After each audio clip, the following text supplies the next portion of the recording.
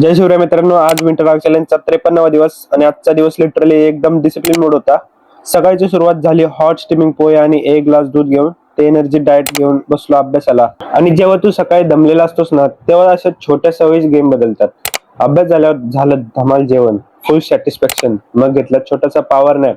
उठल्यावर लगेच बॉडी जागी करायला थोडेसे पुशअप्स मारले. तिथूनच माइंडसेट ऑन. मग नंतर रेडी फॉर वर्क मोड.